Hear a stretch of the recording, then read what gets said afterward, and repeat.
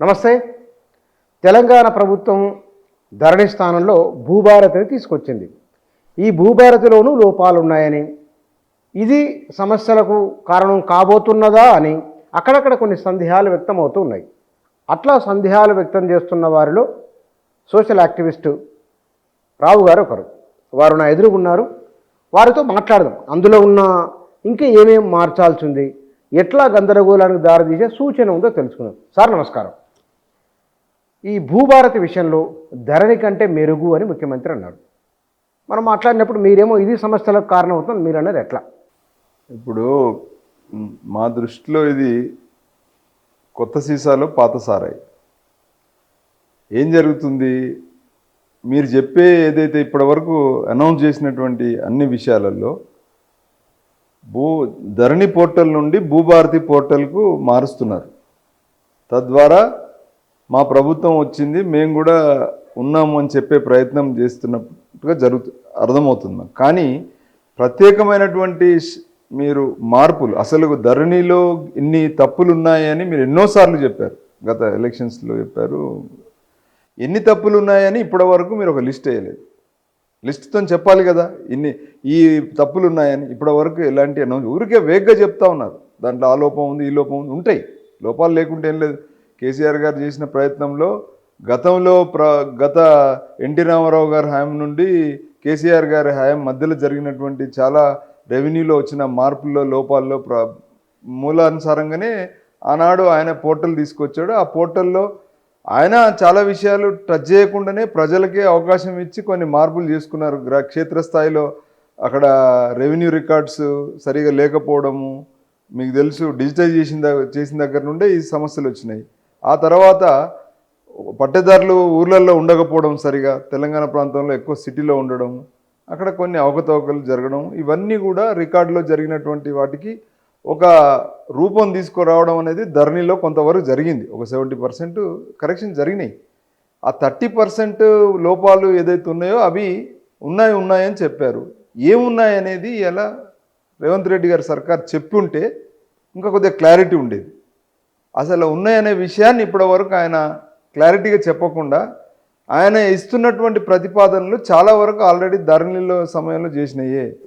ఒకటి రెండు మార్పులు జరిగినాయి. ఇక్కడ మోక మీద ఒకరుంటే ఆ రికార్డులలో మరొకరి పేరు ఉంటుంది. రికార్డులలో ఒక వ్యక్తి పేరున్నా ఆ భూమి ఎక్కడ ఉందో తెలియదు. ఈ గందరగోళం అంతా వచ్చింది కదా. మరి ఖచ్చితంగా నేనేమంటున్నా, రికార్డులో ఒక రికార్డు మీద ఉన్న పేరుకి, భూమి మీద ఉన్న పేరుకి మార్పు తేవాలంటే ఏం జరగాలి? ఇప్పుడు భూభారతిలో సర్వే జరగాలి. ఎక్కడైనా పోర్టల్లో సర్వే జరిగినట్టుందా? సర్వే ఏం చెప్తున్నారు, మ్యాపులు మీరు పెట్టమండి అన్నారు. మ్యాపులు నేను ఒక మ్యాప్ పెడతా, అమ్ముకొని కొనుక్కుంటేలో మ్యాప్ పెడతా, కానీ వాస్తవానికి అది ఎంతవరకు దగ్గర అనేది ఎలా అంటే, నేను ఇప్పుడు మళ్ళీ నేను ప్రైవేట్ సర్వే చేసుకుంటే తేలుతుందా?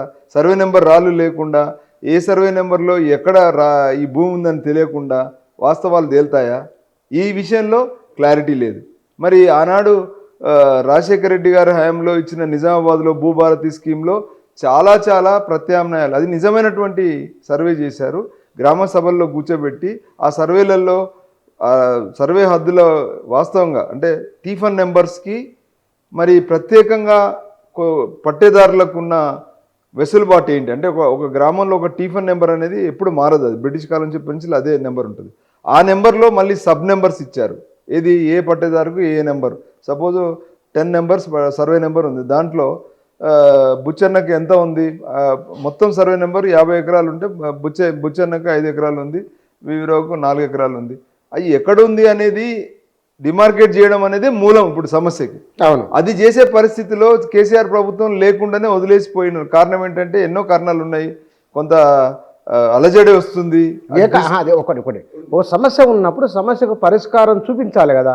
సమస్య మరింత పెద్దగా అవుతున్న గందరగోళాన్ని వదిలేయడం సమంజసమేనా?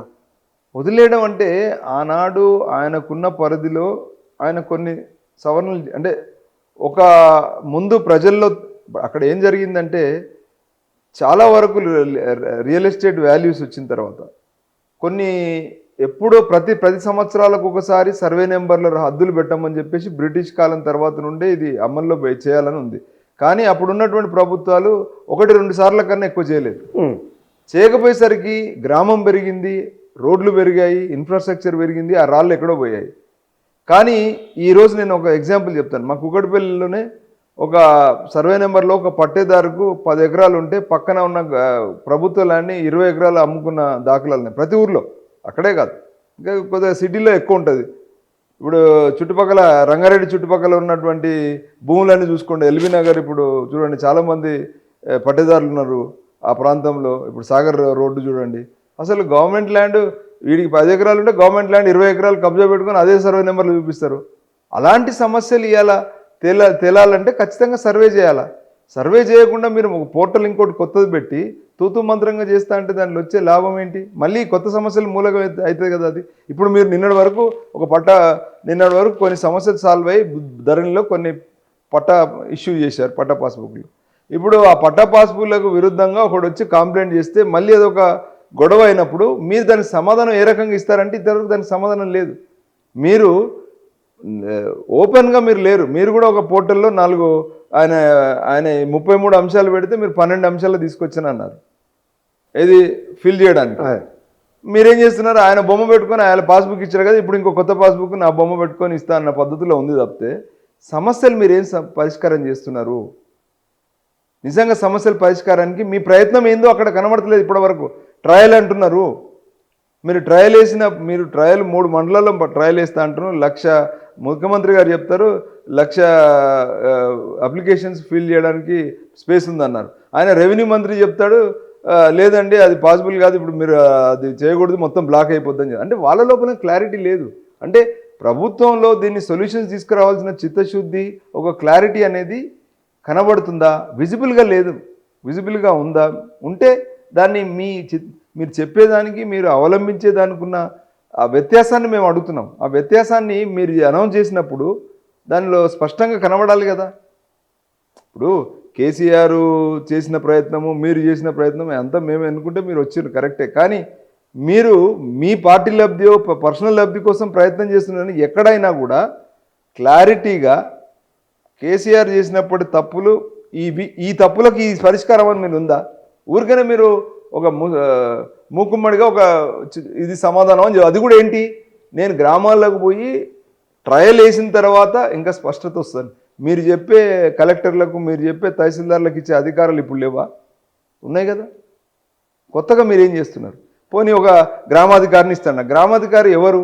ఆయన మీరు చెప్పినట్టు ఒక మస్కూరా, విఆర్ఓనా, లేకపోతే ఇంకెవరైనా, ఎవరైనా పేరు కూడా సరిగ్గా చెప్పలేకపోతున్నారు. మీరు ఒక వ్యక్తిని మీరు ఇస్తా అంటున్నారు. ఆ వ్యక్తి యొక్క ఏంటి, ఆయన ఒక రోల్ ఏంటి? గతంలో మీ గ్రామాలలో ఒక విఆర్ఓ ఉండేవాడు. విఆర్ఓ పని ఏంటి? వాడికి ఒక ప్రిస్క్రిప్డ్, వాడు ఆ విఆర్ఓ వాడు సరిగా పనిచేయలేదు. ఒకప్పుడు పటవారి వ్యవస్థ నుండి విఆర్ఓకి వచ్చింది. విఆర్ఓ నుంచి వెళ్ళి వాళ్ళు సరిగా మెయింటైన్ చేయట్లేదు రికార్డులు, వాళ్ళు సరైన వాళ్ళే వివాదాలకు మూలం అని చెప్పేసి కేసీఆర్ హయాంలో వాళ్ళని తీసేసిండు.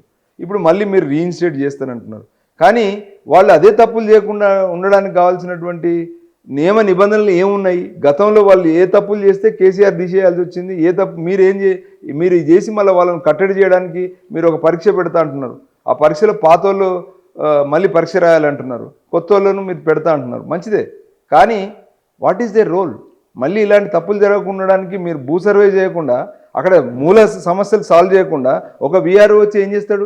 ఊరికే మీరు చెప్పింది అందులోకి ఎక్కిస్తాడు టైప్లోకి. ఇది కానీ దానివల్ల సమస్య సాల్వ్ కాదు కదా. సమస్యలు ఉన్నాయని రెవెన్యూ డిపార్ట్మెంట్ను అప్రదిష్ట పాలు చేసిండ్రు కాబట్టి దాన్ని మనం తొలగించాలి అని కూడా అన్నారు.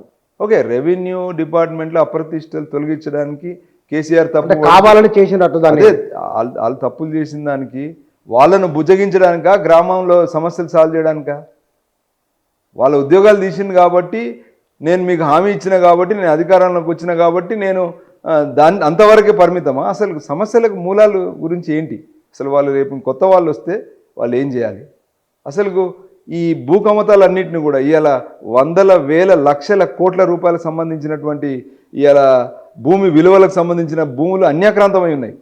వాళ్ళ దగ్గర నుంచి ప్రభుత్వం బయటికి తీయడానికి ఉన్నటువంటి వెసులుబాటు ఏంటి? మీరు చేయగలుగుతారా? చేస్తారా? లేకపోతే పైరేకాలు లేక బెదిరించి మళ్ళీ పైసలు వసూలు చేసుకుంటారా? ఏంటి? What is your role? అది ఇవాళ అడుగుతున్నాం మేమందరం కూడా. ఒక గ్రామంలోకి వెళ్తే ఇవాళ భూమి విలువలు పెరిగిపోయినాయి. ఆనాటికి ఈనాటికి 10 ఏళ్లలో భూమి విలువలు విపరీతంగా పెరిగినాయి. చిన్న మీరు ఒక కుటుంబంలో ఒక భూ వివాదం మొదలైందంటే మొత్తం గ్రామం అంతా కూడా అలజడైపోతుంది. అక్కడ వాళ్ళకి సంబంధించినటువంటి కుటుంబాలకు సంబంధించినటువంటి అశాంతి మొదలవుతుంది, గొడవలు మొదలవుతుంది. దానికి మీకు ప్రత్యామ్నాయం చూపించకుండా మేము భూమి కొలిసి ఒక హద్దులు పెట్టి మీ మీ హద్దులకు ఈ మ్యాప్ అని చూపించకుండా మీరే హద్దులు ఒక సర్వే నెంబర్ తీసుకొచ్చి పెట్టండి. ఇప్పుడు మీరు చూడండి ఆంధ్రప్రదేశ్లో ఏం జరిగింది, ఇలాంటి ప్రయత్నం. ఇదంతా వీళ్ళు చేసింది ఏం లేదు, ఇప్పుడు రేవంత్ రెడ్డి కొత్తగా చేసింది లేదు, కేసీఆర్. ఇదంతా కూడా కేంద్రం ఒకప్పుడు ఇచ్చింది, ల్యాండ్ టైటిల్ చట్టం అని తీసుకొచ్చింది. రియల్ టైటిల్ ఇస్తాం మేము అందరికీ దేశవ్యాప్తంగా, ఎందుకంటే భూములు సమస్యలు వస్తున్నాయని చెప్పేసి ఆనాడు రాజశేఖర రెడ్డి ప్రభుత్వంలో మొదలైంది. దాన్నే కొనసాగింపుగా మన జగన్ ప్రయత్నం చేస్తే ఏమైంది, మీరు చిత్తశుద్ధితో ప్రజల కోసం ప్రయత్నం చేయడం లేదు, దాన్ని అడ్డం పెట్టుకొని ఏదో ఓటు బ్యాంక్ రాజకీయాలు చేసినప్పుడు ఏమైంది మొన్న ఆంధ్రప్రదేశ్లో ఎలక్షన్స్ ముందు ఒక చిన్న తప్పు, దాని మీద నేను మీ భూములన్నీ కూడా రియల్ టైటిల్ ఇస్తామని చెప్పడంలో జగన్ చేసిన చిన్న పొరపాటు ఏంటంటే ఓటు బ్యాంక్ రాజకీయాలకు పాల్పడినందుకు మొత్తం ఆంధ్రప్రదేశ్లో ఆయన మొత్తం పక్కన పెట్టాల్సి వచ్చింది. ఎంత రెవల్యూషన్ వచ్చింది ఆంధ్రప్రదేశ్ ఎన్నికల్లో. సో అలాంటి తప్పిదాలు జరగకుండా ఉండడానికి రేవంత్ రెడ్డి సర్కారు ఏమి చేయబోతున్నాడని. కానీ మౌలికంగా మీరు ధరణికి భూభారతికి ఉన్న తేడా ఏమిటో చెప్పగలరా? ఏమీ లేదు, కొత్త సీసాలో పాత సారా. ఇప్పుడు ధరణి అనేది ఒక పోర్టల్ అండి, అది ఒక ప్రైవేట్ సంస్థకి ఇచ్చి నడిపింది. ఇప్పుడు వీళ్ళేమంటారు, ఎన్ఐసికి ఇస్తామంటారు. ఎన్ఐసి ఇప్పుడు మళ్ళీ కొత్త స్టేట్మెంట్ ఏంటంటే ఎన్ఐసిలో అంత అప్గ్రేడెడ్ టెక్నాలజీ లేదు కాబట్టి మళ్ళీ మేము కూడా ప్రైవేట్ వాళ్ళకి ఇస్తామంటున్నాం. ఇవాళ పేపర్ స్టేట్మెంట్. మరి అలాంటప్పుడు ఇక కొత్తదనం ఏముంది ఇందులో? మీరు గతంలో ఉన్న చిన్న చిన్న సమస్యలు 30% సమస్యలు అవి ముడిపడి దేనికి ఉన్నాయి, సర్వేకి ముడిపడి ఉన్నాయి. మీరు బౌండరీ ఫిక్సేషన్ ముడిపడి ఉన్నాయి. ఒక బౌండరీ ఫిక్సేషన్ అనేది గవర్నమెంటు, నేను రిజిస్ట్రీ ఆఫీస్ నుంచి వెళ్ళి నేను రిజిస్ట్రేషన్ చేయించుకునే అధికారిగా లేదా ఎంఆర్ఓగా నేను పోయి నీ మధ్యలో నా మధ్యలో ఉన్నటువంటి బౌండరీ ఫిక్స్ చేయగలుగుతానా? నువ్వు చేయగలిగేది ఎక్కడ, ఓన్లీ సర్వే నెంబర్లు చేయగలుగుతావు. సర్వే నెంబర్ లోపల ఉన్నటువంటి వ్యవహారాలు మీరు పక్క వాళ్ళు కూర్చొని మీరు అది ఫిక్స్ చేస్తే దాని ఆధారంగా ఇది చేయాల్సి ఉంటుంది. నీకు నీ యొక్క ఖాతాలో భూమి అక్కడ ఎకరం ఉంటే నీ ఖాతాలో ఎకరా 5 గుంటలు ఉంది, లేదా ఎకరా 10 గుంటలు ఉన్నది. ఇది వాస్తవం అవాస్తవం అని ఎప్పుడు తెలుస్తుంది? భూమి మీద పోయి ఫిజికల్గా కొలిసినప్పుడు తెలుస్తుంది. అది భూభారతి గతంలో మన రాజశేఖర రెడ్డి గారు చెప్పినటువంటి పాలసీలో ఏముందంటే నిజామాబాద్లో జరిగింది. నేను కూడా దాంట్లో మరిచెన్నారెడ్డి ఇన్స్టిట్యూట్ తరఫు నుంచి వెళ్ళి ఒక గ్రామ సభలో వెళ్ళి కూర్చున్నటువంటి వ్యక్తిగా నేను చెప్తాను. ఆ రోజు నాకున్న అవగాహన చెప్తున్నా. ఇలాంటి సమస్యలు వచ్చినప్పుడు ఏదైతే రికార్డులకు అతీతంగా భూమి మీద ఉన్నాయి, ఎందుకంటే రికార్డులు సరిగా మెయింటైన్ చేయలేనటువంటి పరిస్థితిలో ఇది జరిగింది. ఇప్పుడు గతంలో ప్రతి సంవత్సరం ఎన్టీ రామారావు గారు కన్నా ముందు ప్రతి సంవత్సరం శిస్తు ఉండేది, ఇది భూమి శిస్తు అని ఉండేది, 10 పైసలు 5 పైసలు అని. ఎందుకు? దానివల్ల ఎవ్రీ ఇయర్ ఆ శిస్తు మూలాన రికార్డు చేయాల్సి వచ్చేది. అప్పుడు ఒక కంటిన్యూషన్ ఉండేది. భూమి శిస్తు ఎప్పుడైతే తీసేసినరో అప్పటి నుండి రికార్డు నమోదు చేయడం మర్చిపోయారు. సడన్గా ఒక డిజిటైజేషన్ తీసుకొచ్చారు. దాంట్లో పాత రికార్డుల నుంచి వెళ్ళి కొత్త దాంట్లో ఎక్కిచ్చేటువంటి లోపాలను సరిదిద్దలేదు. మీరు ప్రతిసారి వెబ్సైట్లో పెట్టేటువంటి ఈ 6 అంశాలు 7 అంశాలు ఉన్నాయో దాంట్లో ఎంతవరకు మీరు వాస్తవాలకు తావిస్తున్నారు? మీరే రిస్ట్రిక్ట్ చేస్తున్నారు కదా. ఇప్పుడు నేను ఒక రైతు, నాకు నిజమైన సమస్య వేరే ఉంది, భూమి మీద వేరే సమస్య ఉంది, మా అన్నదమ్ముల పని పక్కోడదో లేకపోతే ప్రభుత్వం భూమో ఫారెస్ట్ భూమో నాకు కలిసి ఉంది. ఇది నేను చెప్పుకోవడానికి నువ్వు ఎక్కడ ఆ ధరణిలో కానీ లేకపోతే దీంట్లో కానీ ఏది మన భూభారతిలో కానీ నువ్వు ఎక్కడ ఛాయిస్ ఇచ్చినావా? లేదు కదా. నువ్వు ఎందుకు పెడుతున్నావు? 5 కాలంలో పేపర్ పట్టుకొని నేను అప్లికేషన్ తీసుకొని ఆ అప్లికేషన్ ద్వారా ప్రాసెస్ చేసి వాస్తవాలు కనుక్కొని దానికి నీకు చిత్తశుద్ధి లేదు కదా. ఆ దమ్ము ధైర్యము ప్రభుత్వానికి ఉండాలి కదా. వాస్తవాలను ఇప్పుడు నా 30 ఏళ్ళ నుంచి తప్పులు జరిగినాయి. ఈ 30 ఏళ్ళ తప్పులు సవరించే ప్రయత్నం చేయాలా? లేకపోతే పోయిన ప్రభుత్వంలో ఆయన తప్పు చేసింది కాబట్టి నేనేదో చేస్తున్నాను అంటే ఆడ సమస్య గ్రామాల్లో ఉన్నది వాస్తవము. దానికి కేసీఆర్ కారణమా, ఎన్టీ రామారావు కారణమా, ఎవడ కారణమా పక్కన పెట్టు. నువ్వు చేసే ప్రత్యామ్నాయం మాకు కావాలి. ఎంతసేపు బంగాళాఖాతంలో తొక్కినాము ఇది తొక్కినాము అది మాకెందుకు? ఏ ప్రభుత్వం ఎవడొచ్చినా ఒకటో రెండో తప్పులు చేయగలదు. కానీ ఇక్కడ మీరు అన్నది అయిపోయింది. మీరు చెప్పండి. నేను ఇవాళ పొద్దున పేపర్లో చూసిన ఏమంటే మనిషికి ఆధార్, భూమికి భూధార్. ప్రతి సర్వే నెంబర్కు నెంబర్ వేయడము, ప్రతి ఏటా ఆ వచ్చిన మార్పులు చేర్పులు ఉంటాయి కదా, వారంటి పైన ఒక ముద్రణ రూపంలో తీసుకుని రావడం, ఇవి చేయబోతున్నాం అన్నారు. బహుశా జరిగితే కనుక సమస్యలే ఉండవు కదా, తగ్గుతుంది. మీరు చెప్పేది బాగుంది, చేసేదానికి కావాల్సిన అవకాశాలు చెప్తలేరు మీరు. నేను అన్ని చెప్తాను. నేను నేను అధికారంలోకి వచ్చే ముందు 100 వాగ్దానాలు ఇస్తాను. అమలు పరిచే విషయం నేను అడుగుతున్నా. ఈ అమలు విషయంలో మీరు చెప్పేదానికి అక్కడ మీరు అవలంబించాలనుకున్న తేడాన్ని నేను అడుగుతున్నా. మీరు చెప్పే లక్ష్యాలు అన్నీ మంచిదే, కేసీఆర్ కూడా మంచి లక్ష్యాలు ఈయన కూడా చెప్తున్నాడు. కానీ ఆ లక్ష్యాలు అమలు పరచడానికి కావాల్సిన అడ్డంకులకు మీరు ఏం పని చేస్తున్నారు? ఇంతవరకు మీరు ఏం ప్రయత్నం చేయలే కదా. మీరు ఏ అధికారులకు అక్కడ ఇవాళ ప్రధానంగా చేయాల్సింది ఏంటంటే, ఇది సర్వే చేయాలంటే కేంద్ర ప్రభుత్వం లక్షల కోట్ల రూపాయలు ఇస్తుంది. ఇలా అక్కడ కేంద్రం నుంచి వెళ్ళి బడ్జెట్ అలొకేట్ చేసింది లక్షల కోట్ల రూపాయలు అప్పటి నుండి కూడా. మరి ఆ డబ్బును మీరు తీసుకొని మీరు ఒక సపరేట్ యంత్రాంగాన్ని, సర్వే డిపార్ట్మెంట్లో వందలాది వేలాది మంది సర్వేర్లను మీరు డిప్యూట్ చేసి ఆ సర్వే చేసి దాని తర్వాత మీరు సమస్యలకు రండి, సంపూర్ణ పరిష్కారం లభిస్తుంది. అది అసలు వదిలేసి ఇది ఏదో ఇప్పుడు ప్రస్తుతం వల్ల ఈ భూమి వివాదాలకు ఎంటర్ కావడం వల్ల ఏదో కొంత పార్టీ లబ్ధియో లేకపోతే నాయకుల లబ్ధి పొందాలనే ఆలోచన తప్పితే ఖచ్చితంగా మీరు ఎందుకు కేంద్ర ప్రభుత్వం ఇచ్చిన అదొకటే కాదు, ఒక ఆంధ్రప్రదేశ్కే కాదు, తెలంగాణకే కాదు, మొత్తం ఆల్ ఇండియాకు అది 10 ఏళ్ళ నుంచి వెళ్ళి పెండింగ్లో ఉంది. అది రాజశేఖర రెడ్డి ప్రభుత్వం నుంచి 15 ఏళ్ళ నుంచి పెండింగ్లో ఉంది. ఎందుకు మీరు ధైర్యం చేసి కేసీఆర్ చేయలేదని మనం అంటున్నాం. అది ఆయన చేయాల్సి ఉండే, ఆయన చేయలేదు. మరి మీరు కాంగ్రెస్ పార్టీ ఇచ్చిన స్కీమ్ అని మీరే చెప్తున్నారు అప్పుడు గత కాంగ్రెస్. మరి మీరు తూచా తప్పకుండా దాన్ని పాటించకుండా మీరెందుకు దాన్ని పార్షియల్గా మాట్లాడుతున్నారు? ఏదో ఒక పోర్టల్ టు పోర్టల్ ట్రాన్స్ఫర్ చేస్తున్నారు. కానీ నిజమైనటువంటి మార్పు ఏది? మీరు ఒక ఇంటికి ఇస్తాము, ఇంటికి ఇప్పుడు లేవా టైటిల్ కాగితాలు? రోజు ట్యాక్స్ ఎట్లా వసూలు చేస్తాం? గ్రామ పంచాయతీ ట్యాక్స్ వసూలు చేస్తారా? ప్రతి ఒక్కటి ట్యాక్స్ ఉంది. ప్రతి ఒక్క భూమికి, ప్రతి ఒక్క ల్యాండ్కి ఒక కరెంట్ బిల్ ఉంటే కరెంట్ నెంబర్ ఉంది. ప్రత్యేకంగా నువ్వు చేసే సపరేట్ ఏంటిది? What is the difference? Okay, నేను ఇప్పుడు ఇస్తా, పక్కనున్న గవర్నమెంట్ ల్యాండ్ ఒక 5 ఎకరాలు కూడా నాదే అని చెప్పి నేను రికార్డ్ చేసి ఇస్తే నువ్వు అలా రాసుకుంటావా?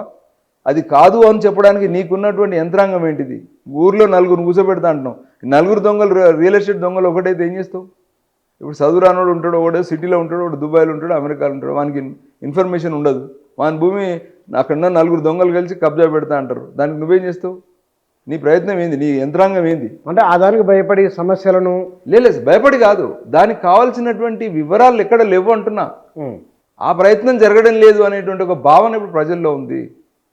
దాని దిక్కు నువ్వు ప్రయత్నం చేయకుండా ఓన్లీ తూతు మంత్రంగా ఏదో ఇప్పుడు మేము చేస్తున్నాము, ఏదో ఒక లబ్ధి అంటే ఏదో చేస్తున్నాము, మొక్కుబడిగా చేస్తున్నాం అన్నట్టు ఇప్పుడు అన్ని స్కీములు అట్నే అవుతున్నాయి కదా. ఏది పూర్తిగా చేయలేకపోతున్నారు. కానీ ఇక్కడ మీరు అనేది పోయినసారి ధరని పెట్టినప్పుడు ఎక్స్పెరిమెంట్ ఎక్కడ లేదు, డైరెక్ట్ అమల్లోకి వచ్చింది. వీళ్ళకు 3 మండలాల్లో ఎక్స్పెరిమెంట్ చేస్తామంటున్నారు. దాన్ని 6 నెలల కాలం పాటు చూస్తామంటున్నారు. అంటే గతంలో నుంచి ఒక అనుభవాన్ని నేర్చుకొని వెళుతున్నట్లుగా మీరు ఎందుకు అనుకోవట్లేదు? నేనేమంటున్నా, గత అనుభవాలు మీరే చెప్పారు తప్పులు జరిగినాయని. మరి ఆ తప్పుల యొక్క వివరాలు బయట పెడుతూనే దాని ప్రత్యామ్నాయాలు చెప్తూ మీరు రంగంలో దిగాలి. ఈ ఎక్స్పెరిమెంట్ చేయలేదు. ఎన్నేళ్ళు రాజశేఖర రెడ్డి ప్రభుత్వంలో ఎక్స్పెరిమెంట్ చేసిండండి నిజామాబాద్లో. అంతకన్నా గొప్ప ఇంకేముంది? అవి లేవా? డేటాలంతా రెడీగా ఉన్నాయి అక్కడ. దాంట్లో లోపాలు ఏందో చెప్పండి ముందు. ఈ రోజు వరకు కూడా నిజామాబాద్లో జరిగినటువంటి భూభారతి స్కీమ్ ఒకటే జిల్లా మొత్తం దేశంలో మన్మోహన్ సింగ్ గారి ప్రభుత్వంలో ఫస్ట్ ట్రయల్ జరిగినటువంటి ప్రాజెక్ట్ అది. ఆ ప్రాజెక్టుకి సంబంధించిన వివరాలు మీరు బయట పెట్టకుండా మేము ఎవరితో వాళ్ళు అధికారంలోకి వచ్చినాక మేమేదో చేస్తున్నాం తూతు మంత్రంగా అంటే అసలు ఆ ప్రాజెక్టులో ఏం లోపాలు ఉన్నాయి, ఏం లాభం ఉంది? అది highest pilot project, most successful, 90% success అయిందని దేశంలో ఉన్నటువంటి అన్ని మీడియాలకు కూడా కూర్చున్నాయి అప్పుడు. మరి దాంట్లో లోపాలేంటి చెప్పండి. అది ఎందుకు మీరు అవలంబిస్తలేరు? మాలాంటి యాక్టివిస్టులు కూడా పోయి మేము అప్పుడు పాల్గొన్నాం కదా, దాంట్లో గ్రామ సభల్లో కూర్చోబెట్టి చేశారు కదా మీరు. ఈరోజు ఆ మోడల్లో లోపాలు ఏంటి చెప్పకుండా అసలు ఆ సర్వే అనేటువంటి ఆ వ్యవస్థనే మాట్లాడకుండా మీరు ఊరికైనా మేము మ్యాపులు పెట్టండి అయిపోద్దంటే అసలు సమస్య అక్కడ ఉంది కదా. మ్యాపులు ఎట్లా పెడతాం? ఇప్పుడు నేను ప్రైవేట్ సర్వేని తీసుకొచ్చి నేను కూర్చోబెట్టడానికి ప్రయత్నం చేస్తాను. ఊర్లో గొడవ అవుతుంది, ఓడంటే సర్వే చేయనియండి. ప్రైవేట్ సర్వే చెల్తుందా? పోనీ గవర్నమెంట్ సర్వేలు అంతమంది ఉన్నారు, ఇప్పుడు వెళ్ళి మీరు చేయగానే ఇమ్మీడియట్గా ఉంటే అక్కడ ఇన్ఫ్రాస్ట్రక్చర్ ఏది? సో ఇన్ని ప్రాక్టికల్ సమస్యలు ఉన్నాయి. గవర్నమెంట్ తెలియదని కాదు, ఏదో ఆగమేఘాల మీద ఏదో మేము చేస్తున్నామని చెప్పుకోవడానికి చేయడం కాదు. మీరు మీ చేసే చర్యల్లో ప్రాక్టికల్గా మీరు అక్కడ మీరు తీసుకునేటువంటి నిర్ణయాలలో ఆ పని జరుగుతుందనే నమ్మకం ఏముందని అడుగుతున్నాం. ఉందా? ఉంటే ఎందుకు మీరు మీ నిధులు కేటాయించారా దానికోసం? మొన్ననే బడ్జెట్స్ అయినాయి. ఈ సర్వే కోసం ఎంత డబ్బులు కేటాయిస్తే ఏ వర్గాలకు కేటాయించారు? సర్వేర్ల కోసం ఎంత కేటాయించారు? లేకపోతే ఆఫీసర్లు వీళ్ళ కొత్తగా రిక్రూట్ చేసే ఆఫీసర్లకు ఎంత డబ్బు కేటాయించారు? వీళ్ళకి ఎంత శాలరీ కావాలి? ఇవన్నీ ఏం లేకుండా ఉడిగిన మేము పెడుతున్నాము, పోతున్నాము, అయిపోతున్నాయి అంటే ఇలా జీతాలు ఇవ్వడానికి డబ్బు లేదన్నది పెట్టిన 4 రోజులకు మళ్ళీ మర్చిపోవడమా? ఇప్పుడు ఈ రోజు వరకు మీరు చెప్పిన మీకు ఎందుకు ఇంత అపనమ్మకంతో ఉన్నారు ప్రభుత్వ పనితీరు ఖచ్చితంగా నేనేది ఏంటంటే ఏ ప్రభుత్వమైనా ఎవరైనా మీరు చెప్పే మాటలకి అవలంబించేదానికి ఒక పద్ధతులు ఉన్నాయి. ఏదో ఒక ముఖ్యమంత్రి గారు అనౌన్స్ చేయగానే లేదా మంత్రులు అనౌన్స్ చేయగానే అయిపోదు కదా. దాని మధ్యలో మీరు చెప్పే మాటకి అవలంబించడానికి, దాన్ని ప్రాక్టికల్గా ప్రజల్లోకి తీసుకెళ్ళి అవలంబించడానికి బడ్జెట్స్ ఉంటాయి, దానికి యంత్రాంగం అవసరం ఉంటుంది, దానికి రూల్స్ రెగ్యులేషన్స్ అవసరం ఉంటాయి. అవన్నీ ఏం చూపించలేదు మీరు ఇప్పటివరకు. ఊరికనే మీరు చెప్పింది నమ్మమంటున్నారు. నమ్మం అంటే ఇప్పుడు నమ్మాలా? మిమ్మల్ని నమ్మే దీన్ని ఫైనలైజ్ చేయాలా? ఇప్పుడు గత అనుభవాలు లేవా మనకి? నమ్మాలంటే ఎప్పుడు మీరు చెప్పే దాంట్లో క్లారిటీ రావాలి. మీలాంటి వాళ్ళు ఎందుకోసమని కాంగ్రెస్ ప్రభుత్వ నిర్ణయాలను పదే పదే వ్యతిరేకిస్తున్నారు? వ్యతిరేకించలేదు.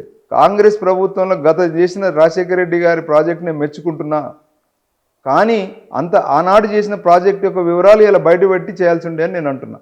ఎందుకు పెట్టలేదు? గత ప్రభుత్వం పెట్టిందా? పెట్టలే. నేను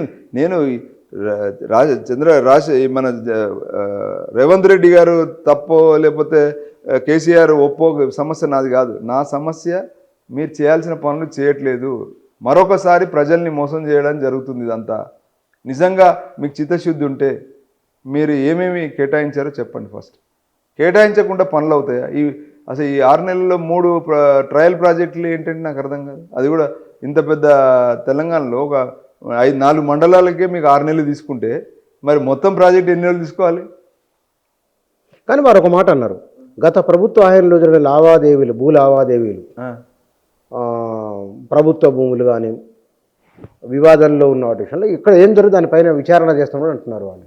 అరే మీరు అలాంటి తీసి ప్రజలకు మళ్ళీ సొమ్ములు ఒప్పచెప్తా అంటే ఎవరు వద్దంటారు? అసలు ఆ ప్రయత్నం ఇక్కడ జరిగినట్టుందా? ఈ మొత్తం పోర్టల్ ఎక్కడన్నా నాకు చెప్పండి. ఇప్పుడు గతంలో మీకు తెలిసి మీరు ఇప్పుడు వచ్చి 1.5 సంవత్సరం అయింది అధికారంలోకి. మీరు కనీసం ఒక 10 ఎగ్జాంపుల్ 10 అన్న తీయలేరా? జిల్లాకు ఒక 10 కేసులన్నా తీయాలి కదా, మండలానికి ఒక 4 కేసులైనా రావాలి కదా బయటికి. మేము వద్దంటున్నామా? సంతోషిస్తాం కదా. ప్రజలుగా ట్యాక్స్ పేయర్గా మీరు ప్రజల్లో ఎక్స్చెక్కర్కి డబ్బులు ఇస్తా అంటే ఇప్పుడు మీరు ఎందుకు ఇబ్బంది పడుతున్నారు? అక్కడిక్కడ పోయి హెచ్సియు భూములు అమ్ముకోవడం ఎందుకు? ఇది వస్తే తీసుకోండి మంచిగా. మీ గవర్నమెంట్ ఎక్స్చెక్కర్లు వేసుకొని మీకు ఏమైనా ప్రభుత్వానికి డబ్బు ఆదాయం వస్తే తీసుకోండి, వద్దని ఎవరు అంటారు? అసలు మీకు ఈరోజు ఎండోమెంట్ భూములు ఎన్ని అన్యాక్రాంతం అయిందో మీ దగ్గర లిస్ట్ లేదా? మీకు ఇలా ఏ గ్రామంలో ఎంతెంత భూములు అన్యాక్రాంతం మీ దగ్గర లిస్ట్ లేదా? ఎందుకు ఓపెన్గా ఉండలేదు ప్రభుత్వం? కానీ కొందరి ప్రయోజనం కోసమే వచ్చింది ధరణి, ఇది అందరి ప్రయోజనం కోసం వచ్చింది భూభారతి అనేది కాంగ్రెస్. నేనేమంటున్నా, ఆనాడైనా ఈనాడైనా భూదాన్. ఇప్పుడు మన తెలంగాణలో నిజాం నవాబు ఆయన తిడుతూ ప్రజాస్వామ్యం తెచ్చుకున్న మనందరికీ ఆయన ఇలా వదిలిపోయినటువంటి భూములు ఇవాళ హైదరాబాద్ కాదు తెలంగాణలో వరమైనవి. ఆ భూములు ఏం చేస్తున్నారు ఇవాళ? ఏ ప్రభుత్వం ఆనాడు ఉమ్మడి ఆంధ్రప్రదేశ్లో కానీ ఇవాళ సపరేట్ అయినటువంటి తెలంగాణలో కానీ భూములు అమ్ముకొని మీరు వ్యవహారాలు చేస్తున్నారు తప్పితే మీ సొంత తెలివితోని మీరు ప్రజల్లో ఉన్నటువంటి స్కిల్ డెవలప్మెంట్ చేసి మీరు చేసింది ఏం లేదు. ఇవాళ నేను ఒకటే అడుగుతున్నా, ఆనాడు కూడా ఆంధ్ర ప్రాంతంలో ఉన్నటువంటి బ్రిటిష్ వ్యవస్థలో ఉన్నటువంటి పద్ధతులు చాలా క్లియర్గా ఉన్నాయి, భూ సంస్కరణలు. కానీ తెలంగాణలో ఆ గ్యాప్ ఉంది. ఎందుకంటే ఇక్కడ కొంత కాంప్లికేటెడ్గా ఉంది. ఇక్కడ ఉన్నటువంటి రాజకీయ నాయకులు చిత్తశుద్ధితో లేరు. ఇక్కడ ఉన్నటువంటి రాజకీయ యంత్రాంగం ఆనాడు ఎన్టీ రామారావు గారు సడన్గా దాన్ని పటవారీ వ్యవస్థను డ్రాప్ చేయడం వల్ల సగం అవకతవకలకు అవకాశం వచ్చింది. ఆ తర్వాత మళ్ళీ డిజిటైజేషన్ ద్వారా పూర్తి అవకాశం వచ్చింది. దాన్ని మళ్ళీ సవరించే ప్రయత్నం కేసీఆర్ చేస్తున్నప్పుడు కొంత చేయగలిగారు కానీ మిగతా చేయలేదు. కొంత ఆయన సొంత చేసిన దానికన్నా ఎక్కువ ఆయన చేసిన ప్రయత్నంలో ఎవడికి వాడు సర్దుకున్నాడు ఫస్ట్ ఆఫ్ ఆల్. ఎందుకంటే ఆయన కూడా అంత సీరియస్గా తెగించి ఏం చేయలే. కానీ ఒక ప్రయత్నం ఏంటంటే, అరే మీకు భయం అరే మీరు టైటిల్ లేకపోతే రేపు ల్యాండ్ విలువలు పెరుగుతున్నాయని చెప్పి ఊర్లలోకి వచ్చి అక్కడ కూడా తప్పులు జరిగినాయి. ఏంటంటే పట్టేదారు ఎవడో అమ్ముకొని పోయినాడు, ఈ కొనుక్కున్నోడు సరి అయినటువంటి టైటిల్ చూసుకోకపోవడం. ఇది ఎప్పటికప్పుడు ఒక భూమి శిస్తో లేకపోతే ఏదైనా ఉంటే ఇంకా కరెక్ట్ ఉండేది. కానీ ఈ ప్రభుత్వాలు ఎప్పటికప్పుడు ఆనాడు కాంగ్రెస్ నుంచి వెళ్ళి టీడీపీ నుండి మళ్ళీ వచ్చిన కాంగ్రెస్ నుండి మళ్ళీ వచ్చిన ఈ బీఆర్ఎస్ నుండి ఈనాడు కాంగ్రెస్ వరకు కూడా నిజమైనటువంటి చర్యలు ఎవరు చేస్తలేరు కదా. ఊరికే మీరు తెలంగాణలో ఉన్న బలహీనతలు, తెలంగాణలో గ్రామ ప్రాంతాల్లో ఉన్నటువంటి బలహీనతలు, ప్రజలలో, రైతుల్లో, లేకపోతే గ్రామాల్లో ఉన్న బలహీనతలు, ల్యాండ్ మాఫియా, తర్వాత ఇక్కడ ఉన్న రాజకీయ మాఫియా, వీళ్ళ కబంధ హస్తాల్లో అన్నిటికన్నా మించి రెవెన్యూలో ఉన్నటువంటి అధికార యంత్రాంగం లోపాలు, ఇవన్నిటిని మేము ఒక సమూలంగా సరిదిద్దడానికి మీకు ఎన్నేళ్ళు, ఇప్పుడు దాదాపు తెలంగాణ ముందు నుండి ఇప్పుడు రాజశేఖర రెడ్డి గారి హయాం నుంచి నడుస్తుంది గొడవ. ఎందుకు భూభారతి వచ్చింది? 2000 సంవత్సరం నుంచి నడుస్తుంది. ఈ 2000 సంవత్సరం నుంచి 25 సంవత్సరాలకు కూడా మీరు చిత్తశుద్ధి ఉంటే చేయలేరా? టెక్నాలజీ వచ్చింది, ఈజీగా కొలవడానికి సర్వేలు కూడా అవసరం లేదు, టెక్నాలజీతో కొలవచ్చు. ఇప్పుడు ఎన్ఆర్ఎస్సి ఉంది సార్, ఎన్ఆర్ఎస్సి అనే సంస్థ ఉంది. అది సెటిలైట్తోని తీసి వేల డిజిటల్ ఫొటోస్ తీసి దాన్ని ఎంబోజ్ చేసి ఫైనలైజ్ చేస్తామని చెప్పి భూభారతి పెట్టిండ్రు. ఎందుకు దాన్ని మూలకు పడేసిండ్రు? దాని నుంచి ఎందుకు చర్చ చేయలేదు? ఇప్పుడు కొత్త ఆనాడు రాజశేఖర రెడ్డి తర్వాత ఇప్పుడు మళ్ళీ కొత్తగా కాంగ్రెస్ ప్రభుత్వం కొంత క్లారిటీతో వచ్చింది కదా, మీరెందుకు దాని గురించి మాట్లాడతలేరు? దాంట్లో సక్సెస్ అయిందనే ఒక వాదన ఉంది కదా. ఈ కొత్త దాంట్లో మీరు సర్వే అనే మాట ఎందుకు రావట్లేదు? గవర్నమెంట్ చేస్తారని చెప్తున్నారు కదా. ఈ ప్రయోగాత్మకంగా జరుగుతున్నది 6 నెలల కాలం వరకు దీనిపైన ఒక అవగాహన వస్తే లోపాలు సరిదిద్దుకొని ఎక్కడ కూడా ఆ మాట రాలేదు. మీరు అన్నది ఎక్కడ కూడా రాలేదు. చూస్తాం చేస్తాం కాదు, మీరు మీ పాలసీలో లేదు. మీ పాలసీలో ఉంటే మీరు క్లారిటీ ఉంటుంది. కానీ పోయినసారి ఏ చిన్న సమస్య వచ్చినా సీసీఎల్ఏకు రావాలి, కానీ ఇప్పుడు తహసీల్దార్ స్థాయిలోనే సమస్యల పరిష్కారం జరుగుతున్నది. ఒక మార్పు ఉన్నట్లే కదా. తహసీల్దార్ స్థాయిలో మార్పు జరగడం అనేది ఇప్పుడే కాదు, అప్పుడే ఉంది. అది ఏది మధ్యలో మార్పు వచ్చింది. ఎప్పుడు వచ్చింది? మధ్యలో కేసీఆర్ గారు 2-3 సార్లు అనౌన్స్ చేశారు, మీరు సవరించుకోవడం చెప్పినప్పుడు అధికారులకు తహసీల్దార్కి ఇచ్చారు, కలెక్టర్లకు ఇచ్చారు. అయినా ఎందుకు సాల్వ్ కాలే అంటే దాంట్లో చేయాల్సిన పని చేయలేదు కేసీఆర్ టైం సమయంలో. అదేంటి? సర్వే. అర్థమైందా? బౌండరీలు ఫిక్స్ చేయకుండా ఎంతకాలం ఈ డ్రామా? అసలు మన రాష్ట్రంలో ఉన్న భూమి ఒక 100 ఎకరాలు ఉండాల్సిన భూమి 120 ఎకరాలు చూపిస్తున్నారు. ఎట్లా ఇంచెలు పుడుతుంది ఎక్కువ భూమి? అంటే రికార్డులో తప్పు ఉంది కదా. రికార్డు తప్పు ఎట్లా సవరణ చేస్తారు? భూమి మీదకి పోయి కొలిసినప్పుడే కదా బయటకు వచ్చేది. ఇది భూమి మీద కొలవడానికి 20 సంవత్సరాలలో ఎందుకు రాజకీయ నాయకులు భయపడుతున్నారు అంటే రాజకీయ నాయకుల వ్యవహారమే భూదందా. ఇవాళ ఒక ఓటుకు 5,000 పెట్టి కొనుక్కునేటువంటి నాయకులందరూ ఇలా వాళ్ళకే వస్తున్నాయి. ఏది? ఈ బీఫామ్లు. వాళ్ళని కాదని రేవంత్ రెడ్డి కానీ, కేసీఆర్ కానీ, రాజశేఖర రెడ్డి కానీ ఎందుకు చేయలేకపోయినారు? బికాజ్ వాళ్ళ దగ్గర ఉన్న మూలాలే అవి. ఆ మూలాలను ఎదిరించి చేయాలి కదా. ఇప్పుడు అది చేయకుండా ఏం చేస్తున్నారు మీరు? దీనికి సమాధానం లేదు కదా. అది మేము అడుగుతున్నాం. భూ సమస్యలకు మూలము మీరు చెప్తున్నట్టు ఏదో పోర్టల్ మార్చడం కాదు, మీరు చెప్పే చిన్న చిన్న విషయాలు. అది ఆల్రెడీ చాలాసార్లు అవకాశం ఇచ్చిండ్రు గత ప్రభుత్వం కూడా. అక్కడ కూడా ఒక ట్రిబ్యునల్ పెట్టిండ్రు. ఎందుకైతే లేవు అయినా కూడా ఇవాళ అవుతుందన్న గ్యారంటీ లేదు కదా. అవే సమస్యలు కదా. అదే నువ్వు దాన్ని కాకుండా అతీతంగా నువ్వు కొలిసినావా? కానీ ఇక్కడ అంటే ధరణి ఉంటే బాగుండేదని మీ ఉద్దేశమా?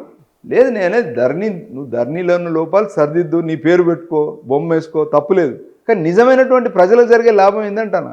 సరే ఆయన తప్పు చేసినా నిన్ను తీసుకొచ్చినావు, నీ బొమ్మ వేసుకో, తప్పులేదు, మేమే అనుకున్నాం కదా నిన్ను. కానీ నువ్వు చేసే అసలు మార్పు సంగతి ఏంది? మా కష్టాల సంగతి ఏంది అంటున్నా. అంటే మీరు ఎక్కడైనా గంగలో కలవండి, ఆయన తిట్టి నేను అధికారానికి వచ్చినా నా బొమ్మ వేసుకుంటే సరిపోద్దంటావా? అంటే తిట్టడం అనేది కాదు. ఇప్పుడు పార్ట్ బిలో అంటే నిషేధ జాబితాలో పడిన భూములు 20 లక్షల దరఖాస్తులు, 20 లక్షల కేసులు పెండింగ్లో ఉన్నాయి కదా. ఎట్లా సాల్వ్ అవుతాయి? ఊరికే ఇప్పుడు మీరు చెప్పిన అన్ని అప్లికేషన్స్ రేపు కూడా వస్తాయి గ్రామ సభల్లో. దాన్ని ఎట్లా సాల్వ్ చేస్తారు? అదే ఏముంది ఇక్కడ? మీకున్న అవకాశం ఏందని అడుగుతున్నా. అదే క్వశ్చన్ మళ్ళీ వస్తాయి ఇప్పుడు రేపు పొద్దున. ఆ 20 లక్షల దరఖాస్తులు మీరు ప్రత్యామ్నాయం చూపించకుండా మళ్ళీ మేము పోయి ఊర్లలో సర్వే చేస్తామంటే మీరు గతంలో ఉన్నటువంటి టీఆర్ఎస్ ప్రభుత్వం అండర్లో ఉన్నటువంటి ఏజెంట్లు, బ్రోకర్లను మీ పార్టీలో మలుచుకోవడానికా? దేనికి మళ్ళీ పోవడం? సర్వే ఏది?